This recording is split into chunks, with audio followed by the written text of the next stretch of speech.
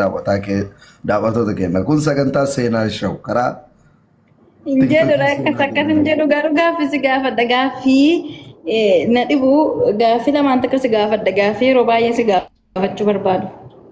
waan barbaade na gaafadhu sii deebisa. Naasir biyya galuu yaada qabdaa yaani jireenya biyya jiraachuu Itoophiyaa. Maal rakkaatee na gaafatte? Yaadumaan si gaafadha. Tokko kana Itoophiyaa galuu jireenya Itoophiyaa jiraachuudhaaf karoora qabdaa isa jedhu tokkoffaa kana Itoophiyaatti galtee moo achuma jiraatta isa jedhu. Inni lammataa ammoo Naasir niitii lammaffaa yookaan immoo Shariyaan Hafuuree Jijaan jedhassan niitii lammaffaa fuudhuu yaada qabdaa.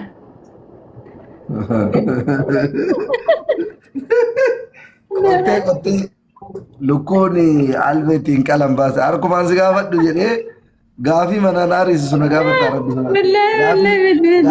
gaafii zayitii natti nachisiisu na gaafata haala asaazinishi eefii ta'e asaazinishi fuulli kun garaa si nyaatu nam kunyaan akkana jiru kun zayitii yoo tabbasamu garaa si nyaatu.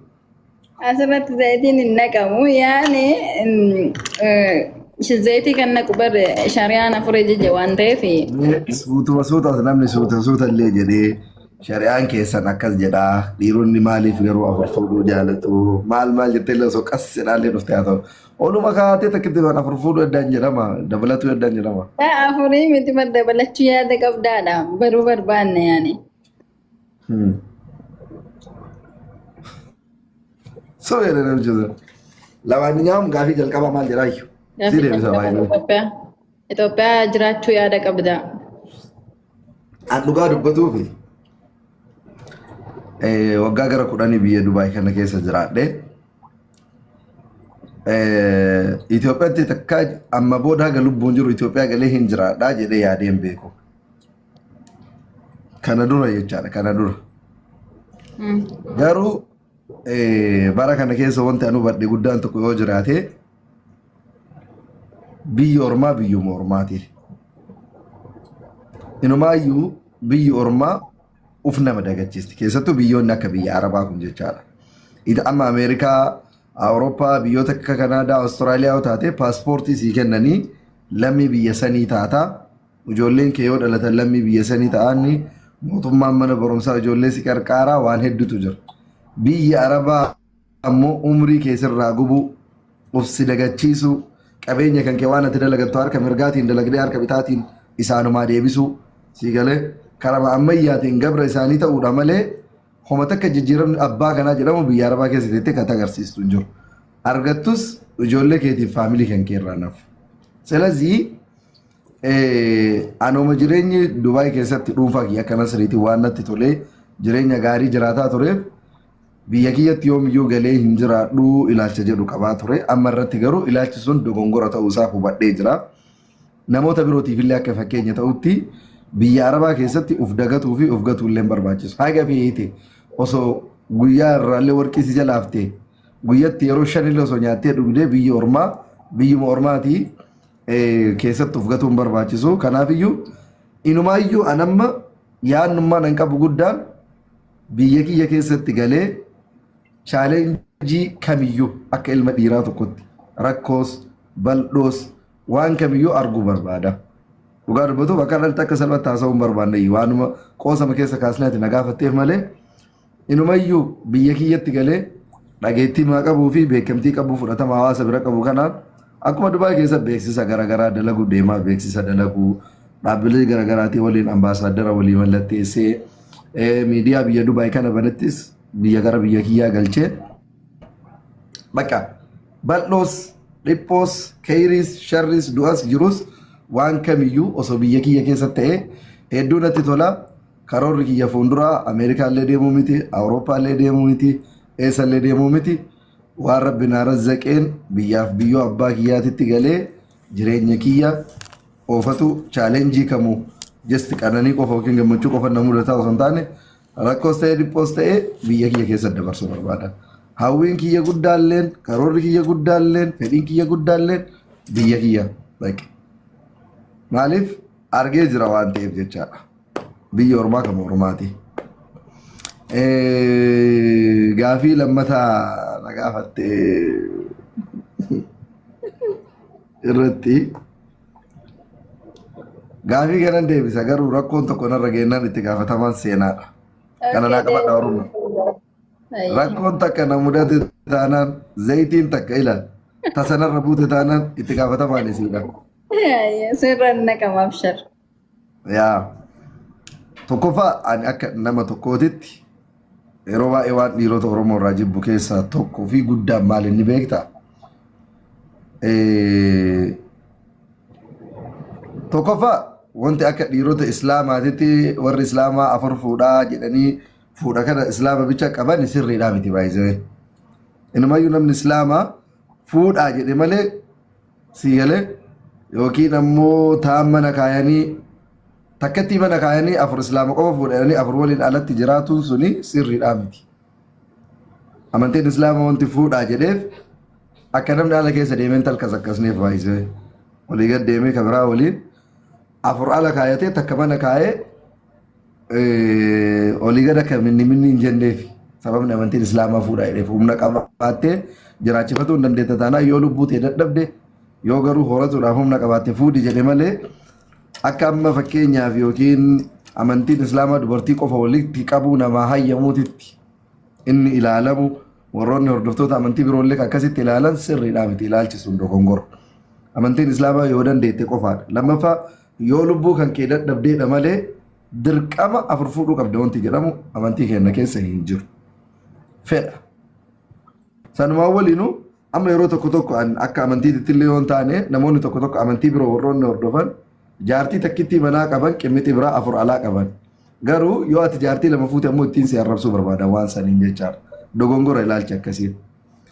Amantiin Islaamaa takkuma fuudhaa jedhee yoo dandeette ammoo humna qabaatte haga afuriitti si hayyama afurii ol limitiin hin hayyamu ni gaha waan ta'eef jechaadha. Dhugaan jiru isa kanaadha. Gama kootitti yoo deebine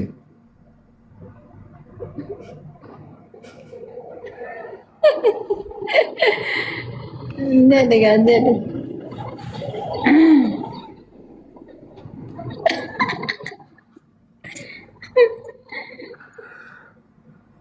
ani waan biraati illee miti beekta osoo du'allee taate sodaadhu zayitii makana na sodaachise. Dabalachuun fedhu. Maa osoo hin fedhu taate bara alaa xool jechuun danda'a ture. Hin fedhu ilchaa jedhee bira tarree gaafa. Dubbii maddii tun dabalachuu feeta jechuudha akkas. Dabalatuu karoora hin qabu. Dhugaa dubbatuuf. Garuu yoo dabaladhe garuu arsii dabaladha. Arsii? Okay, bakki fufa gaaffii inni lammataa wanti inni yeroo baay'ee maaliif Naasiriin akkanan godhu jedhee yaadu tokko si gaafadha lama gaaffii lamaan takka si gaafadha. Inni tokko Naasir atamma miidiyaa kanarratti nama gaariidha. Nama waan gaariidhaan beekamu nama baay'ee namni hundi si jaalatu namni baay'ee si kabajuudha. Nama waan baay'ee nama barsiisudha. Garuu dhiironni sirraa fakkeenya akka sirraa fudhatuuf maaliif yeroo baay'ee viidiyoo keetirratti wantoota dhiirota barsiisu maaliif hin hojjennu? Maaliif yeroo baay'ee maaliif wantoota dhiirota barsiisu maaliif viidiyoo akkasiin maaliif waraabnedha? Dhiironni keenya baay'inni dhiirota keenya yoo argita arti shamarri baay'een of ajjeesaa arti sababa dhiiratti shamarri baay'een miidhamaa jirti sababa dhiiratti ati yeroo baay'ee ofii keessaa dhiirota keessa bakkaati mootii dhiirota jechuun dandeessaa isaan keessa tokko maaliif ati baatee tooni dhiirota kana waan barsiisu waan shamara miidhu shamara akka shamara hunda akka kabajan maaliif akka keetitti nama hin barsiisnedha tokko gaaffiin lammataa immoo mudannoo biyya arabaa keessatti si mudate keessaa waan nama barsiisa jettu tokko hunduma keenya barsiisa kan jettu tokko nutti himi. Okay, bareeda. Waan nama barsiisa jedhee yaadurraa si haa ka'u kan yerootaatti siif deebi'a. Biyyoota Arabaa keessatti waan nama barsiisa jedhee yaadu keessaa maallaqa keessan biyya ambaa keessa baay'inaan investin godhina. Maallaqa argatan parsentii 78 Itoophiyaatti ittiin hojjedhaa malee biyya ambaa keessatti maallaqa keessan hin dhangalaasina. Maaliif?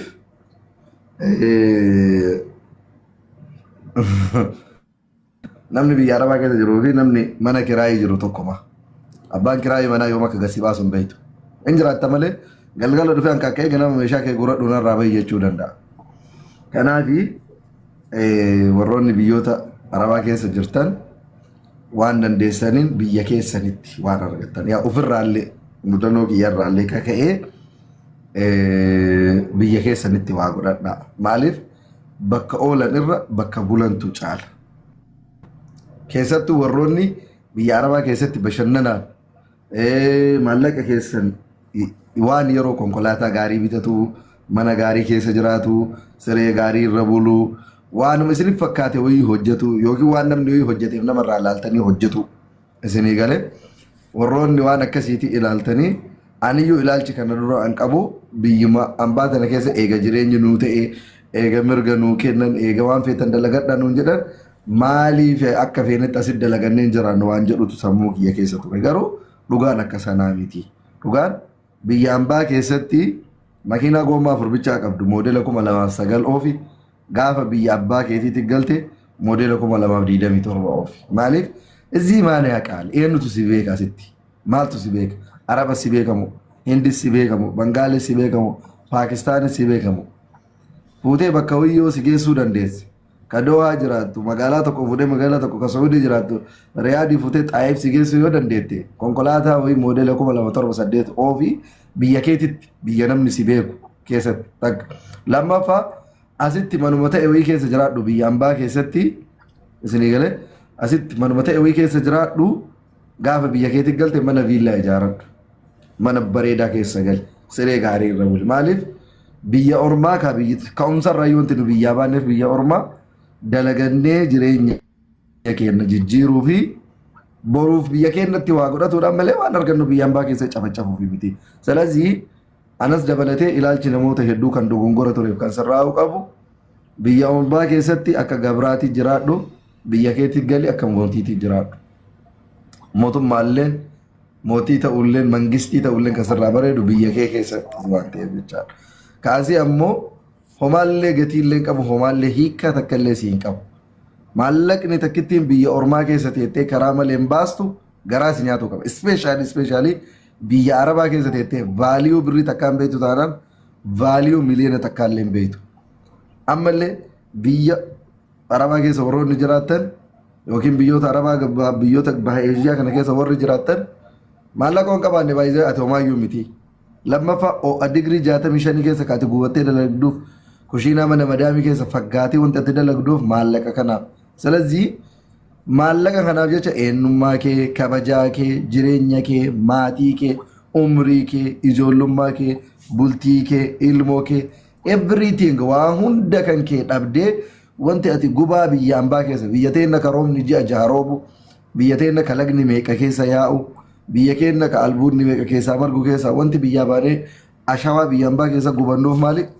maallaqa salazii vaaliyuu dirhaama takkaa beekuu qabda vaaliyuu riyaala takkaa beekuu qabda riyaala takkaaf kabajaan qabdu taana ati miiliyoonaaf illee kabajaan qabdu maallaqa kanaaf jecha waa hedduu dhabnee jirra haati daa'ima isii harma irraa afaanii baastee daa'ima ji'a lamaa lafa gattee sababa maallaqa kanaa biyyaa baate abbaan jaartii ofii dhiisee ilmaan ofii dhiisee haadhaaf abbaa ofii dhiisee sababa maallaqa kanaa biyyaa bahe warri biyya arabaa keessa jiraannu akka warra ameerikaa paaspoortii nuun kennan isinii galee